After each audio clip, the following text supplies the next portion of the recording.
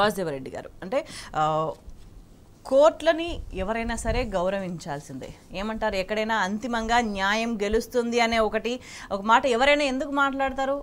న్యాయానికి ఉన్న విలువ, సుప్రీంకోర్టుకున్న గౌరవం, దాని పరిమితులు పరిధులు ఎంత మేరకు ఉంటాయి అంటే ప్రతి ఒక్కరికి న్యాయం జరగాల్సిందే, దేశంలో ఉన్న ప్రతి పౌరులకి న్యాయం జరగాల్సిందే అనేది సుప్రీంకోర్టు దగ్గర చట్టం ముందు సమానమే అని ఉంటాయి, ఎప్పటికీ మాట్లాడుకునే మాటలు ఉంటాయి. అంటే ఈ నేపథ్యంలో ఒక సీఎం స్థాయి వ్యక్తి సుప్రీం నిర్ణయాన్నే అంటే ఇది సరైనది కాదు అని అంటూ సుప్రీంకే రాజకీయాలు అంటగడుతూ చేసిన వ్యాఖ్యల పట్ల చాలా సీరియస్గా ఉందంటే ఏం జరుగుతుంది అంటే రాష్ట్రంలో దురదృష్టవశాత్తు మన రాష్ట్ర ముఖ్యమంత్రి మిగతా అనేక సమస్యలు కూడా మనం చూసుకుంటే అన్ని విషయాలు కూడా ప్రజలు ఇబ్బంది పడుతున్న పరిస్థితి, హైడ్రా కావచ్చు, ఇతర సమస్యలు కావచ్చు, ఇచ్చిన హామీలకు సంబంధించి కావచ్చు, అన్ని వర్గాల ప్రజలు ఇబ్బంది పడుతున్న పరిస్థితి. అంటే దురదృష్టవశాత్తు మన ముఖ్యమంత్రి మాట్లాడడం అనేది బాధాకరమైన విషయం.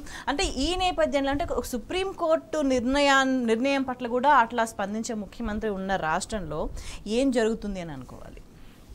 ముందుగా ప్యానెల్లో ఉన్న విజయ్ గారికి, మీకు అదేవిధంగా టీ న్యూస్ ప్రేక్షకులకు గుడ్ మార్నింగ్ అండి.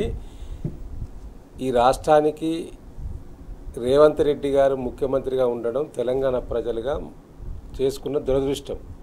ఎందుకంటే ఒక రాష్ట్ర ముఖ్యమంత్రి రాజ్యాంగబద్ధమైన హోదాలో ప్రమాణ స్వీకారం చేసిన ఈ రాష్ట్ర ముఖ్యమంత్రి ఒక అత్యున్నత న్యాయస్థానం సుప్రీంకోర్టు యొక్క తీర్పును అవహేళన చేసే విధంగా వారు మాట్లాడడం ఏదైతే ఉందో అది నిజంగా కూడా సుప్రీం తప్పుపడుతున్నారు.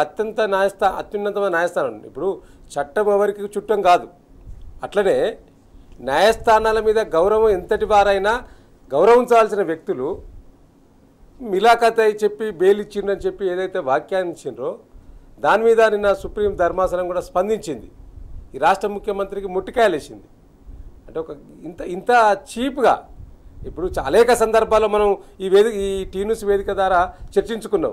అరే చీప్గా మాట్లాడుతుండే ముఖ్యమంత్రి, చీప్గా మాట్లాడుతున్నట్టు ఎవరు పట్టించుకోలే, వాళ్ళు అట్టే ఉడతారు కదా అనుకున్నారు. కానీ ఇలా స్వయంగా దేశ అత్యున్నత న్యాయస్థానమే స్పందించింది దాని మీద. ఒక ముఖ్యమంత్రి స్థాయిలో ఉండి అట్లా మాట్లాడడం సరైందేనా అని. ఇవాళ మీరు ఇంతకుముందు చెప్పినట్టు ఇంట్రడక్షన్లో ఓటుకు నోటు కేసులో అడ్డంగా దొరికిన ఒక దొంగ ఈ రాష్ట్ర ముఖ్యమంత్రి రేవంత్ రెడ్డి. ఆ దొంగ కేసు ఈ రాష్ట్రంలో కొనసాగితే ప్రలోభాలకు ఏదన్నా చేస్తాడేమో అని ఒక అనుమానం కొద్దీ మా పార్టీ నాయకుడు మాజీ మంత్రివర్యులు జగదీష్ రెడ్డి గారు సుప్రీంకోర్టులో ఒక పిటిషన్ వేయడం జరిగింది. ఆ ఓటుకు నోటు కేసును మధ్యప్రదేశ్కు బదిలీ చేయాలని, పక్క రాష్ట్రానికి బదిలీ చేయాలని. ఆ సందర్భంగా ఆ కేసును విచారిస్తున్న సందర్భంలో సుప్రీం ధర్మాసనం దాని మీద స్పందించడం జరిగింది. దానికి ఈయన తరపున వకాల్త పుచ్చుకున్న అడ్వకేట్లు ఎవరైతే ఉన్నారో వారు సారీ చెప్పిండ్రు. అంటే అక్కడ దాకా పోవాల్సిన అవసరం ఏమొచ్చింది సారీ చెప్పేదాకా? అంటే నీ బిహేవియర్ ఏ విధంగా ఉంటుంది? ఇప్పుడు ఏది ముఖ్యమంత్రి గారు ఏది మాట్లాడినా ఆయన నోటి నుంచి వచ్చేది ఏది కూడా ఒక గౌరవప్రదంగా ఉండదు. ఒక స్థాయిలో పనిచేసిన మాలాంటి వాళ్ళే ఇష్టం వచ్చినట్టు మాట్లాడడానికి అవకాశం లేకుండా మేము ఒక పద్ధతిగా మాట్లాడడానికి ప్రయత్నం చేస్తాం. ఏదైనా సందర్భం వచ్చినప్పుడు మనం ఒక గౌరవప్రదమైన గతంలో పదవులు చేసిన ఒక సీనియర్ నాయకత్వంగా ఉన్నాము. మనం కూడా చిల్లర వాక్యాలు చేయొద్దు. తీర్పిచ్చే క్రమంలో కూడా సుప్రీంకోర్టులో ఎటువంటి వాదనలు జరిగినాయి అనేది కూడా కీలకంగా గమనించాల్సిన అంశం ఏంటంటే ఒక మహిళకి తనకి ఎవరికైనా బెయిల్ తీసుకునే హక్కు ఉన్నదని చెప్పిన నేపథ్యంలో ఒక మహిళగా కవితకి ఉన్న హక్కులను గతంలో ఎందుకు మీరు దాన్ని తొక్కిపెట్టాల్సిన అవసరం ఏముంది? ఈ నేపథ్యంలో ఆమె ఖచ్చితంగా బెయిల్ తీసుకోవడానికి అర్హురాలే, ఎందుకంటే ఆధారాలు లేకుండా ఇదంతా జరుగుతున్న నేపథ్యంలో ఖచ్చితంగా ఆమె జైల్లో ఉండాల్సిన అవసరం లేదని కూడా వ్యాఖ్యానించింది. ఇవన్నీ విన్న తర్వాత, చేసిన తర్వాత కూడా ముఖ్యమంత్రి ఇటువంటి వ్యాఖ్యలు చేయడాన్ని ఎట్లా చూడాలి? దాదాపుగా ఆయన వినలేదా? సుప్రీంకోర్టు ఏమన్నది వినలేదా? తెలుసుకోలేదా? లేకపోతే అయినా కూడా ఏంటి లెక్క లేకుండా మాట్లాడిండ్రు అనుకోవాలా? ఇప్పుడు రాష్ట్ర ముఖ్యమంత్రి గారు తెలుసుకునే సమయం ఉందో లేదో మనకు తెలియదు, కానీ తెలుసుకున్నా కూడా ఆయనకి ఏంటంటే నిత్యం రాజకీయాల గురించే మాట్లాడాలి. ఎక్కడ ఈ రాష్ట్రంలో కవిత గారికి అది మొదటి నుంచి మేము చెప్పుకుంటూ వచ్చినాం, అదొక రాజకీయ ప్రేరేపిత చర్యలో భాగంగా కవిత గారి మీద లిక్కర్ స్కామ్ కాదు, అది లిక్కర్ పాలసీలో కావాలని కుట్రబాన్ని బీజేపీ కాంగ్రెస్ ఇరికించడం జరిగింది. ఆ ఇరికించడంలో భాగంగా రాజకీయంగా వాడుకోవడానికి ప్రయత్నం చేశారు, వాడుకున్నారు, ఇలా అధికారంలోకి వచ్చారు. సో ఆ విషయం పక్కకు పెడితే ఇవాళ మీరు అన్నట్టు ఒక మహిళకు సంబంధించి కోర్టులో ఒక మహిళకు ప్రత్యేకమైన వెసులుబాటు ఉన్నది. 45(1) సెక్షన్ ప్రకారం వారికి బెయిల్ ఇచ్చే అవకాశం ఉన్నదని అనేక సందర్భాల్లో ఒక 3 రీజన్స్ను సుప్రీంకోర్టు చెప్పడం జరిగింది ఎందుకు బెయిల్ ఇస్తున్నాం అని చెప్పి. ఎందుకంటే ఈడీ ఛార్జ్షీట్ అయిపోయింది, సిబిఐ విచారణ పూర్తి అయిపోయింది, దాదాపుగా 430 పేజీలు, 10,000 దాదాపు డాక్యుమెంటరీ, 450 మందిని విచారించిండ్రు. ఇంత విచారించిన తర్వాత కూడా ఒక అండర్ ట్రయల్ ఖైదీగా ఇంకా ఇన్ని రోజులు ఉండడం కరెక్ట్ కాదని చెప్పి సుప్రీంకోర్టు వ్యాఖ్యానించింది. అంటే చెప్పింది అండర్ ట్రయల్ ఖైదీ కదా, శిక్ష పడలే కదా, ఇంకా అండర్ ట్రయల్ ఖైదీని ఇన్ని కంటే ఎక్కువ ఉంచలేము.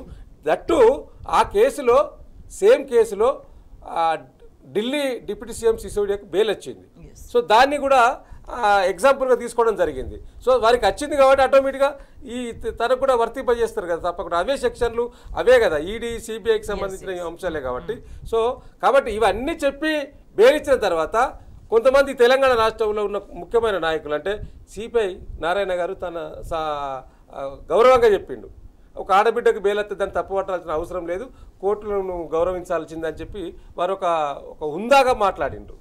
ఇంకా మిగతా నాయకులు కూడా కొంతమంది మాట్లాడారు. కానీ ఒక పక్క రేవంత్ రెడ్డి గారు, మరో పక్క సెంట్రల్ హోంశాఖ సహాయ మంత్రిగా ఉన్న బండి సంజయ్, ఇద్దరు కూడా సుప్రీంకోర్టును తప్పుపడుతూ మాట్లాడడం ఏదైతే ఉందో ఇద్దరి మీద కూడా చర్యలు తీసుకోవాలి. వాస్తవంగా నిన్న రేవంత్ రెడ్డి గారిది వచ్చింది కాబట్టి సుప్రీంకోర్టులో ఈ ఓటుకు నోటు దొంగగా దొరికిన కేసు వచ్చింది కాబట్టి ఆ వాక్యాలు చేసింది.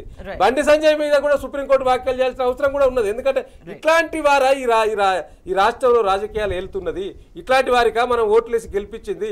డెఫినెట్గా తెలంగాణ ప్రజలు ఆత్మపరిశీలన చేసుకుంటా ఉన్నారు. గింత చిల్లర వ్యవహారమా? ఇప్పుడు దాంతోపాటు సుప్రీంకోర్టు వాక్యాలతో పాటు ఇలా హైడ్రా గురించి కూడా మీరు చెప్పారు. సో హైడ్రా విషయంలో కూడా ఈ రాష్ట్ర ముఖ్యమంత్రి ఏం చేస్తూ ఉన్నాడు, అసలు దీని వెనుక ఉన్న మతలబ్ ఏంది, ఎవరి కోసం చేస్తూ ఉన్నాడు, ఈ రాష్ట్ర ప్రయోజనాల కోసం చేస్తూ ఉన్నాడంటే అట్లా కనిపిస్తలేదు.